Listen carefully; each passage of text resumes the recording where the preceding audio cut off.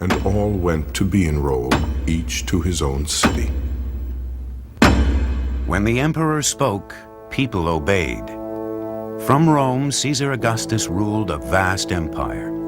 It stretched from northern Europe into Greece, Asia Minor, North Africa, and the Middle East. The Mediterranean Sea was a Roman lake.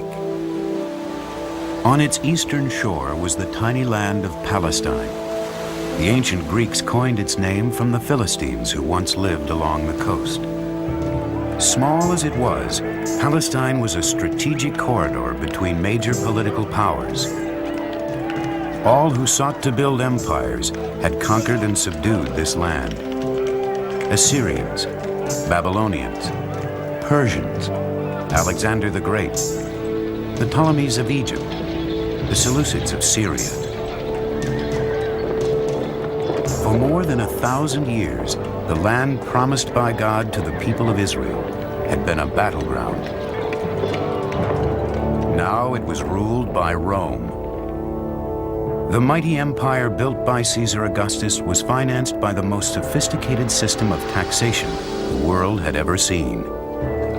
It was to implement this system that the emperor periodically ordered a census, or enrollment. And Joseph also went up from Galilee, from the city of Nazareth, to Judea, to the city of David, which is called Bethlehem, because he was of the house and lineage of David, to be enrolled with Mary, his betrothed, who was with child.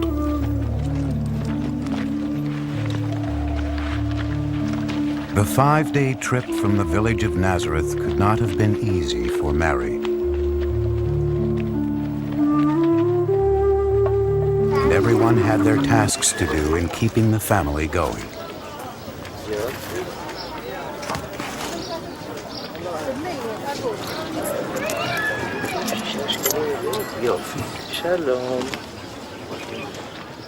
Small children, boys and girls alike, helped their mothers with the dawn-to-dusk labor of running and maintaining the household.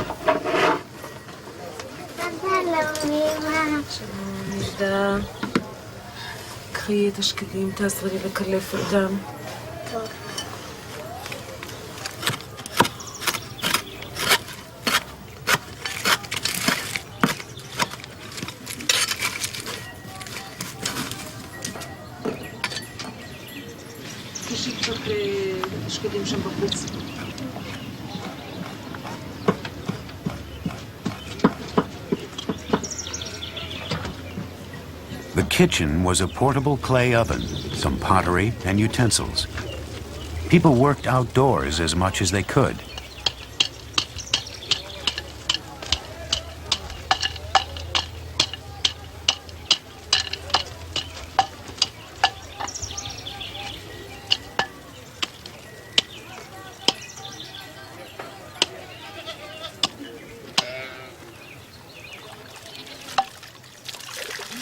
Water came from the town well. The well was a gathering place, a social center. Every woman in town would have to make several trips a day to draw water for cooking, washing, and other household uses.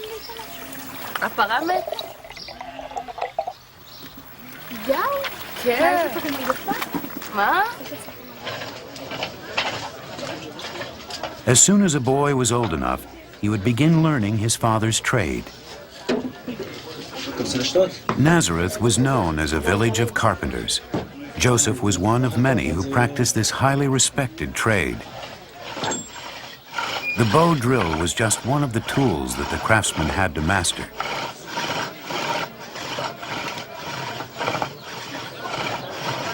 His work probably included making doors to be hung on leather hinges, carts with spoked wheels, olive wood plates for the table, and farm tools such as this plow.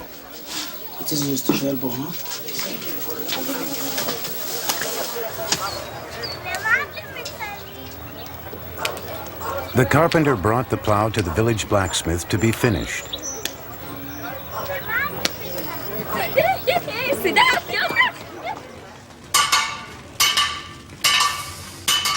The two craftsmen often collaborated in making tools.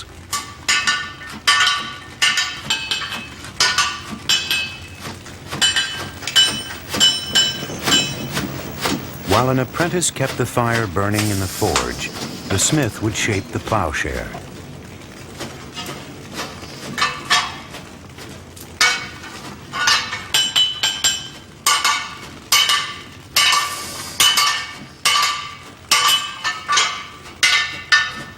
This shallow plowshare is for use in rocky soil. Softer soil called for a longer, deeper one.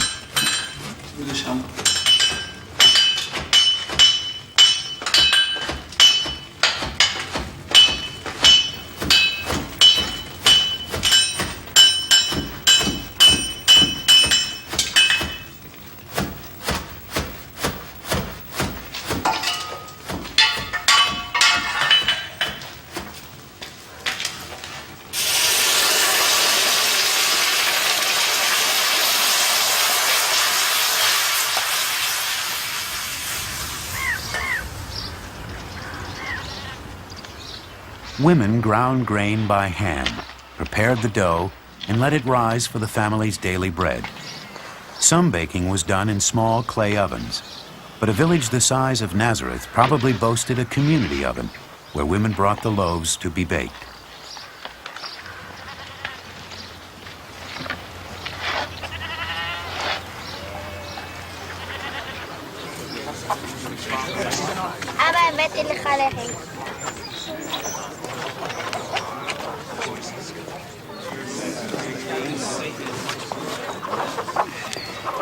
Craftsmen and artisans seldom worked for money within the community. A potter might trade his wares for fresh poultry, a carpenter for a fine basket. The system of barter was the basis of village economy.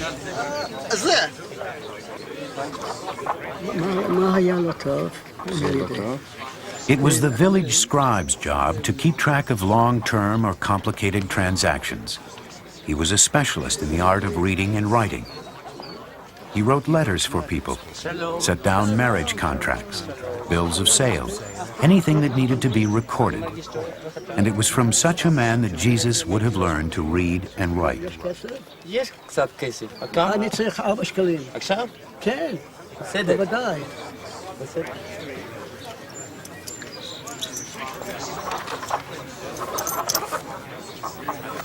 תודה רבה. תודה רבה לך. כל טוב.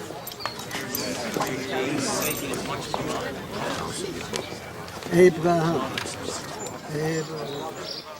Baskets were required in all sizes and shapes.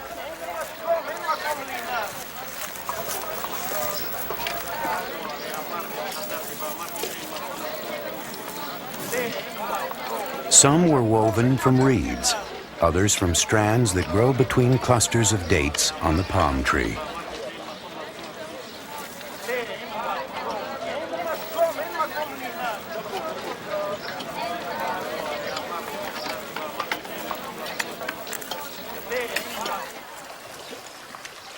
Galilee was blessed with rich fields of flax, and it was famous for the fine linen produced in its towns and villages.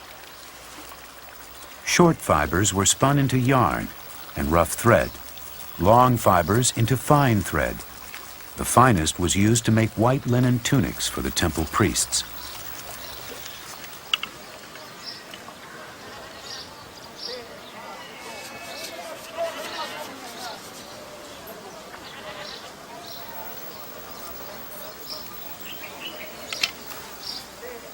Strand by strand, the weaver drew the cross threads through and pushed them snugly into place.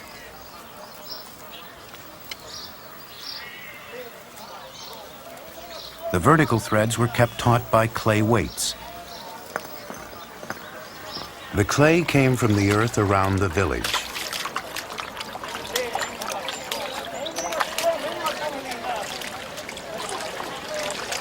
The raw material had to be cleaned and filtered through 3 water troughs.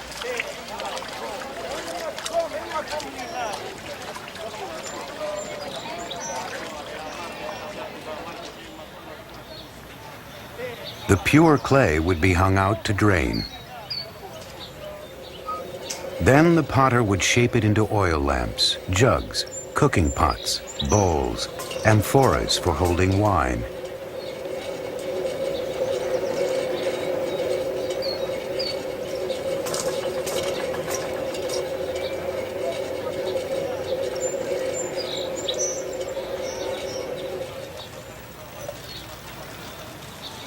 And finally, it was hardened in an oven.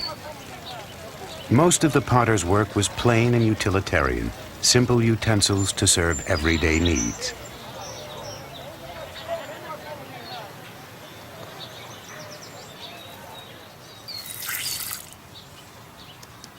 Part of the homemaker's job was to milk the family goat, and she used most of the milk to make cheese and Laban, a form of sour yogurt.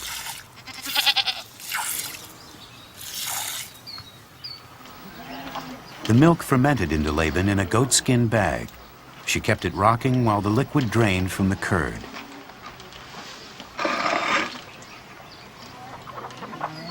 To make hard cheese, she poured thick goat's milk into a linen cloth. Then she gathered and tied it at the top.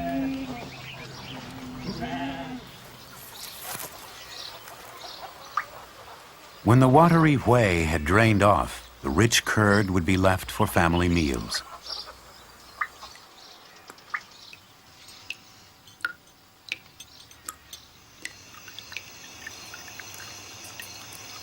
At the end of the long day, the mother would fill lamps with pure olive oil and place them in their niches. They were the only source of light in the homes of the village, and their smoke filled the houses.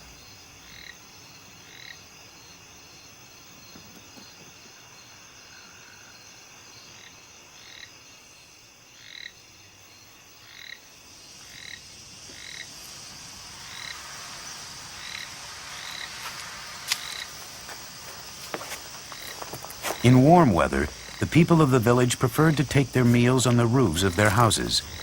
They'd sleep there too when they could, spreading their mats under the open sky.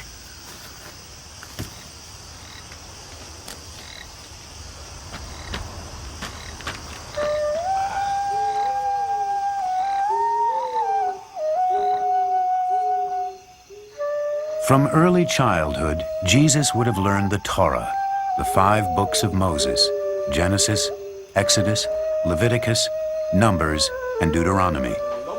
Much like these modern Jewish children, he would have answered his teacher's questions about the patriarchs, Abraham, Isaac, and Jacob, and other great figures of the past. His young mind would have absorbed the history of his people and the knowledge that obedience to God touched every aspect of life. This learning would have been in Hebrew, a different language from the Aramaic usually spoken. רבקה שמעה שנים, זאת אומרת ביחד כמה זה יוצא? 14 שנה. אבל מי שפעל ברשות... As he grew older, he would study the words of the prophets, the Psalms, and books of wisdom, and learn the basics of interpreting these scriptures.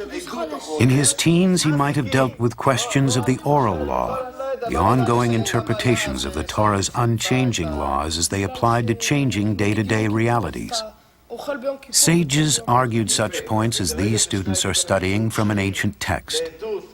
The question, one must not work on the Sabbath, but is it all right to ride a donkey to report the sighting of the new moon on the Sabbath eve?